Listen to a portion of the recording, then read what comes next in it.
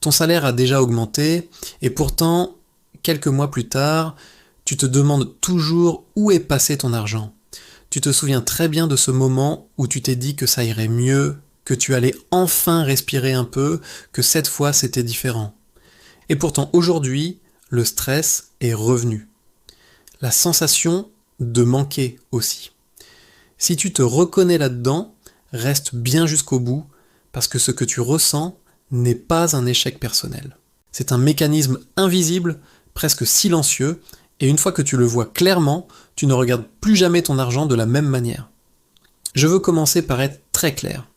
Cette vidéo n'est pas là pour te culpabiliser. Elle n'est pas là pour te dire de faire un tableau Excel, de supprimer tous tes plaisirs ou de devenir un expert en finance. Si ton salaire ne suffit jamais, même quand il augmente, ce n'est pas parce que tu es mauvais avec l'argent. Ce n'est pas parce que tu manques de discipline ou d'intelligence. C'est parce que personne ne t'a expliqué comment le système fonctionne vraiment. Et ce silence-là, on le paie tous un jour ou l'autre. Je me souviens très bien de la première fois où j'ai eu une augmentation. Rien d'extraordinaire, pas une somme qui change une vie, juste assez pour respirer un peu. Je me souviens m'être dit, ça y est, maintenant ça va aller.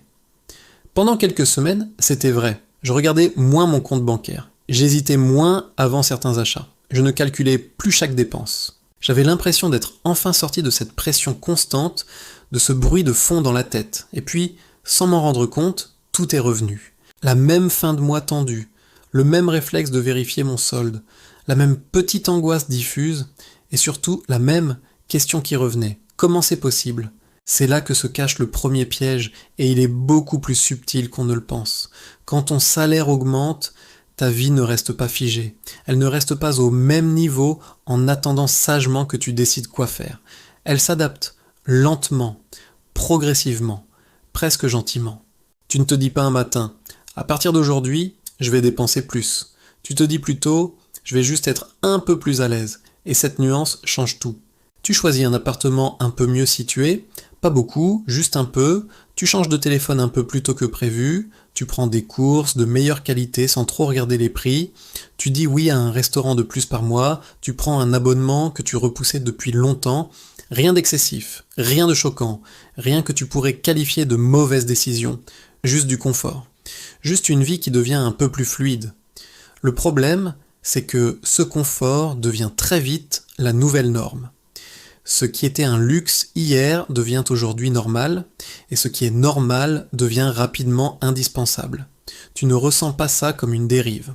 Tu as l'impression d'avancer, d'évoluer, de faire comme tout le monde, et quelque part, tu progresses réellement. Mais financièrement, ton argent commence déjà à se disperser, doucement, sans faire de bruit. Et pendant que tu t'adaptes à ce nouveau niveau de vie, un autre phénomène entre en jeu, encore plus discret, l'inflation silencieuse. Pas celle des gros titres, pas celle dont on parle à la télévision, celle du quotidien. Les abonnements qui augmentent, de quelques euros sans prévenir, les assurances, les factures, le loyer, les courses et les impôts. Tous ces petits montants qui montent doucement, ici et là. Individuellement, ce n'est presque rien, mais mis bout à bout, c'est énorme. Et ton salaire, lui, n'augmente pas au même rythme. Même quand ton salaire augmente, ton pouvoir d'achat peut stagner, voire reculer. C'est là que beaucoup de gens passent à côté d'un déclic essentiel. Tu gagnes plus, mais tu n'es pas plus libre. Tu as plus de chiffres sur ta fiche de paie, mais pas plus de tranquillité d'esprit. Et comme personne ne t'a appris à faire la différence entre gagner plus et être plus libre, tu penses que le problème vient encore de toi. Tu te dis que tu devrais mieux gérer, mieux prévoir, mieux contrôler.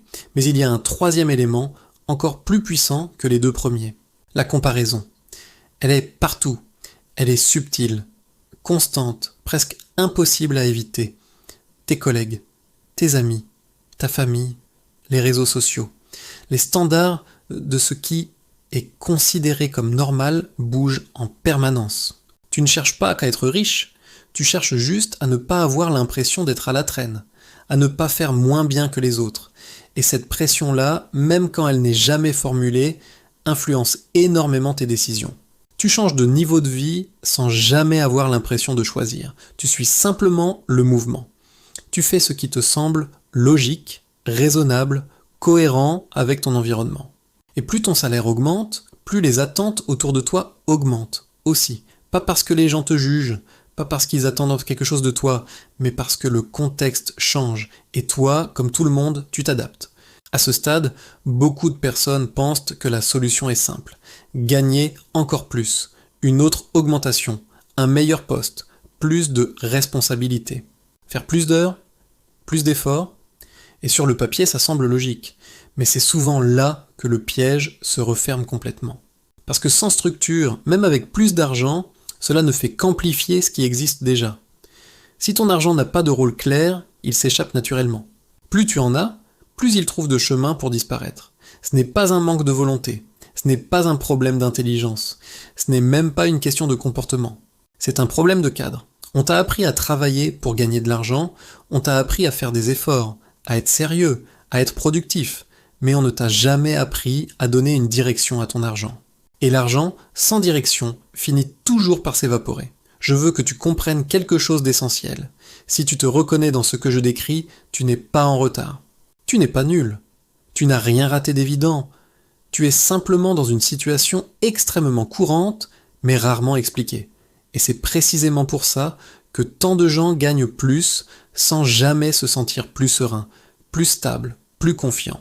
La bonne nouvelle, c'est que comprendre ce mécanisme change déjà énormément de choses, avant même de modifier quoi que ce soit, avant même de chercher à optimiser, investir ou augmenter ton revenu. Parce que la première étape n'est pas d'agir, c'est de voir clairement ce qui absorbe ton argent, pas dans le détail obsessionnel, pas au centime près, mais dans les grandes lignes, là où il glisse sans bruit, sans douleur immédiate, mais avec des conséquences bien réelles. Dans la prochaine vidéo, on va justement regarder ça ensemble. Où part réellement ton argent sans que tu t'en rendes compte et pourquoi ce n'est souvent pas là où tu crois. Mais pour l'instant, retiens une chose simple. Si ton salaire ne suffit jamais, même quand il augmente, ce n'est pas un échec personnel. Ce n'est pas un manque de discipline. C'est simplement quelque chose qu'on ne t'a jamais appris. Dans l'atelier de l'argent, on va continuer à simplifier tout ça. Parce que reprendre le contrôle de son argent commence par le comprendre. N'hésite pas à t'abonner pour ne rien manquer. On se retrouve très bientôt pour la suite.